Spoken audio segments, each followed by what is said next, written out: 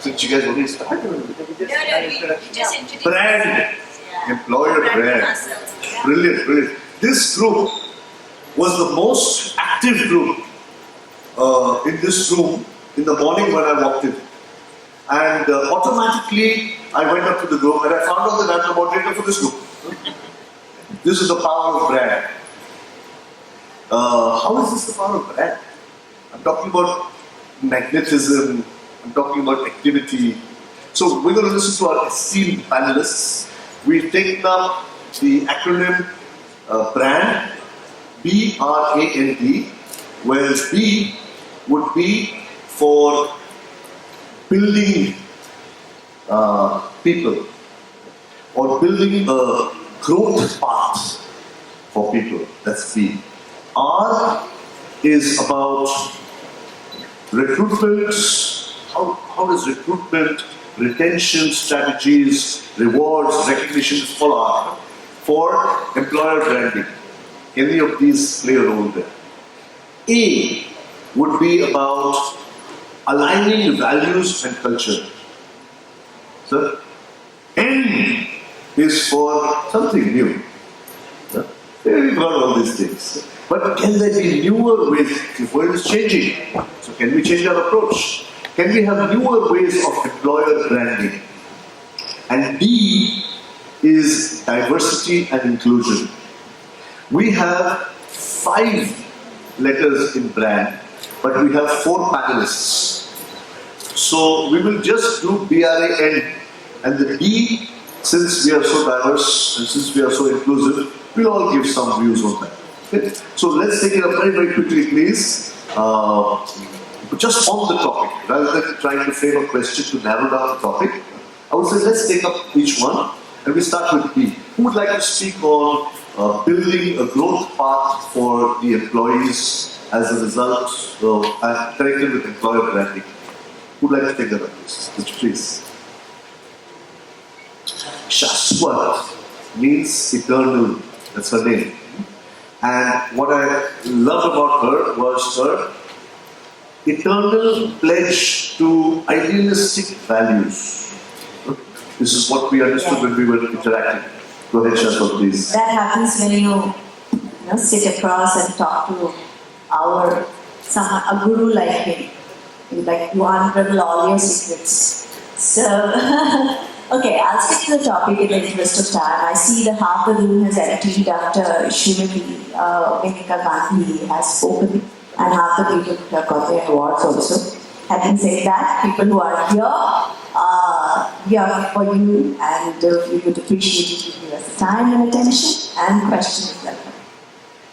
Okay, so when you talk about employer branding, as I'm initiating the panel discussion, so my 2 bits in this is that we talk a lot about employer branding like any other topic. We start with a lot of C, but I think somewhere we do not strategize it, right? So when you are talking about people growth, we go back to the age-old methodology of showing a brand. How many learning programs we have, how many role IJPs we do internally in the organization. So these are tactical stuff. I think why Ms. Atishi Singh also spoke about and it resonated, Ms. Gandhi also spoke about. I think somewhere why we are building and why we are talking about employee growth journey in connection to the employer branding, there has to be a purpose marriage. Now, initially, I think maybe during my generation, not with panels and not yours, but we did work for livelihood. So it was more about livelihood, more about sustaining yourself. But more and more as youngsters, the young entrepreneurs who are also coming through the Delhi government program, and also we see the multi-generation thought process which is coming into the organization, they want to be aligned with the purpose. Now behind that comes everything else to do. How do you align your employer brand to the talent purpose becomes very critical. There comes the growth, there comes your programs, there comes your strategy of how you project yourself, including your value systems, and what is the purpose of that organization. I think that's where we should focus on, and I will, it's a portion of the topic, so I'll not take much time. There are people in the back. Over to you. Thank you. Would any of you like to add to this, or would you like to take up the next area? If there's anything you'd like to add to this, most welcome to do so. We talk about growth. How important is when she says that it's about purpose, aligning the growth to the purpose of the organization. That will help in employer branding. Yeah, I think let me quickly case to recruitment. I think it's lovely. We should have beautiful, beautiful. So it sounded like a triple R. 4 hours actually. Yeah. Reward, recognition, retention, recruitment. Yeah. So I think how many of you are recruiting members here? Okay, few of you. How many of you are from sales?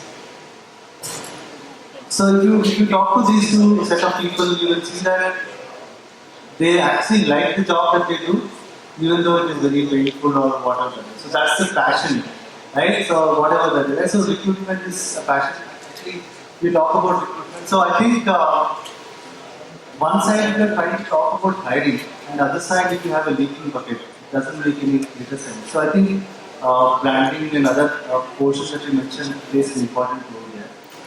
Use of technology is definitely coming up, like for example AI, machine learning, blockchain. In fact, there is a whole host of technology that can be utilized to hire recruiting, to use recruiting engine. But most importantly, how you bring in empathy into recruiting. That's more important. Right? So that's about recruiting, and we talk about retention. So, are you guys more flatter as an organization? Do you have more hierarchical in nature? Do you really know who are your top talent? Do you really feel that the top talent is always advancing into the next step? Is what as an HR think you should look at. Otherwise, you will feel that I would want to do something for the person, by the time the person always felt that the CV is not kind of considered or seen. So it is important to actually make sure that your interventions are seen in terms of what kind of people are getting rewarded, right? So is it because there's somebody knows somebody, or is it because people are really doing something? It's very, very important to reward right people and also make them brand ambassadors of the company. So I think start with good recruitment engine, ensure that you have the right set of people, and you retain the right set of people because these are the core set of people that you have. You have to invest on them and last but not least reward them if you feel that they are doing the great job. Thank you very much.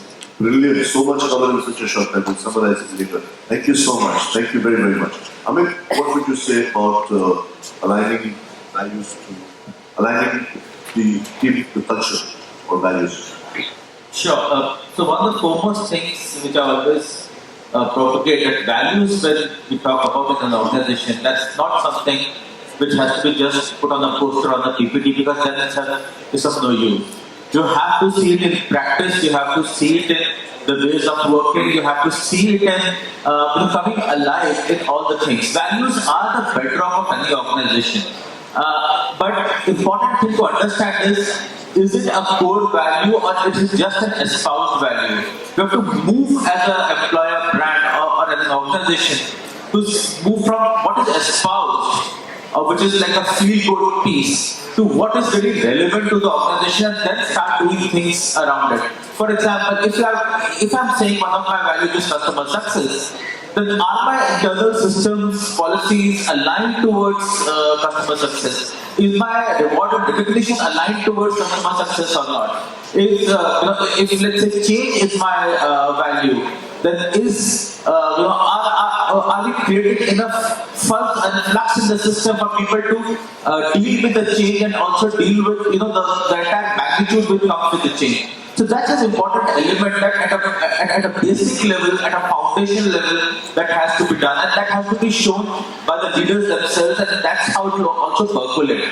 If we are talking about our values, then what kind of stories are there in the organization which we are talking about? Because to build a brand, you also need to create stories, and the stories have to reflect upon what we are really espousing for, what we are really talking about. If there are certain values which we are talking about, then what are the stories in the company where somebody has gone above and beyond and lived the values, and hence, been like been a brand ambassador, and that's something companies really start looking at it. I remember, way back in one of the companies where I used to work, it was a pharma company, and one of the values for them was, the safety of the customers, being a pharmaceutical company. And there was this product which was, felt that somebody had tampered with the product, and they really, some people use a tampered product and fell ill. The company at that point of time took a decision to recall all the products and say we need to relaunch it in a more tamper-proof fashion. So it was not because of the company's product was bad. Somebody pilfered, did a pilferage in the packing, put a spurious product there. People bought it with the trust of that brand, and then the result was not good. Then just look at the power of the branding or the power of the values of the company. That even if it's not my fault, but since the patient safety is my foremost value, I would go ahead and change, and even if it's the cost of the business loss temporarily, I'll do that. So values are like these. So these are the things which you need to really confidently talk about, reinforce through various means, and that's how it then creates this effect.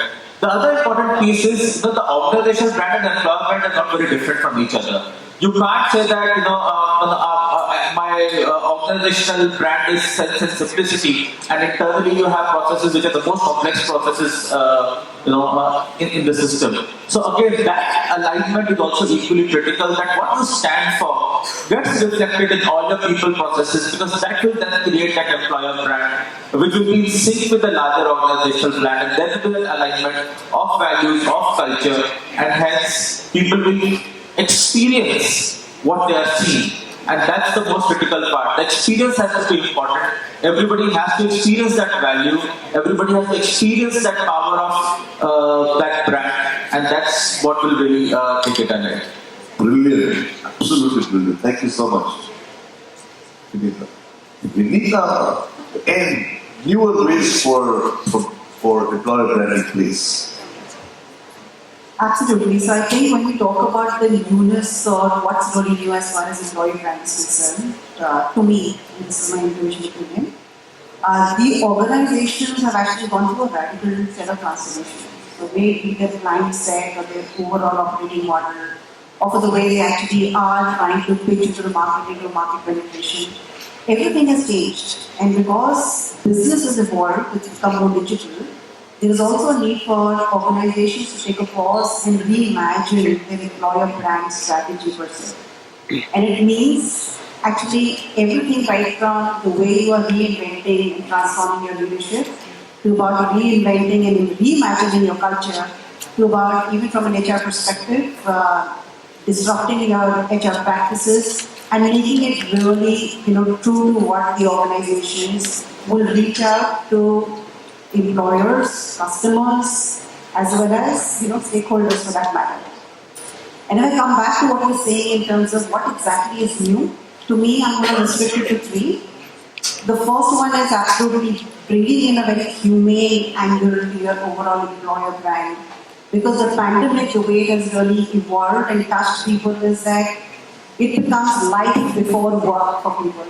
And therefore, the overall, great resignation, reset, whatever we may want to call it, has actually emphasized the need for organizations as well as cultures to bring in the human angle at the heart and center of what we are trying to project a brand promise at.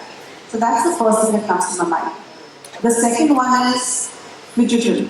What it really is that because of the hybrid way of working, there is a very diminishing line of difference between physical and digital. And that's something where we are currently, evolving towards. So a lot of times when we actually go to do a test drive of a given car, I'm not really used to logging in and trying to see the multiple features of the car and experiencing it to a given extent prior to even going for a test drive. Right? So that is exactly what digital is. And if you really want to get into the newness of building a strategy for employer brand, to me it is about building that digital outreach to whosoever, the client, the employees, the future employees, the stakeholders, and that becomes really critical. The third one is again, to me, stands out as advertising without an ad. So it's actually about the larger purpose, like the way we really heard. It is about what's really connecting to the human behind the employee that you're trying to really seek out for. And that's the reason why, when we actually look at certain ads that say that, this is what we stand for, this is a larger purpose, this is how we really build a given country, and we also build a given product. Right? And that gives you a higher sense of purpose. So to me, it is absolutely these three things about bringing in the human element as far as the employer branding is concerned. It is digital and it's absolutely doing your advertising and building that strong culture, that experience that you really don't have to articulate because business is ever changing and the type of people and the type of customer that you will be targeting will actually evolve and will be much faster in terms of life cycles, and that's pretty much my thought on that. Super. Thank you so much. Last question, please, for all of you. Diversity. There's diversity here on this panel. Inclusion. Let's include this question to each one of you, please. Does that play a role also in employer building, employer branding? Why don't we hear you on that? You have all spoken, so we'd love to hear your They thoughts. are not a panel. Doesn't matter. So those versus newness. Super. Yeah. Okay. So I will use the less time here to answer the question and to include all of you. This is about inclusion. That answers that. So one of the key things I would feel is, which is common to what all of you said, is the reality. I found that resonating with all of you, my interpretation of this, and I'm including it in a diverse way. The realize what is real, what is lies, with your real eyes, is my understanding of what all of you said. People are smart, they are not stupid. You cannot put something on the wall, say something, do something different. Alignment was key amongst everything that you spoke. But it has to be not only alignment between us, there has to be alignment with reality. Came out so beautifully because that whole brand experience you were talking about, don't keep employer brand, organizational brand, advertising brand, there's no different brands, there's one brand. And let that brand be who you are. So the authenticity has to be there, integrity has to be there. So, and the fact is finished, employer brand is done, you don't have to complicate it any further. So, but bringing that passion in, people give this work-life balance people talk about.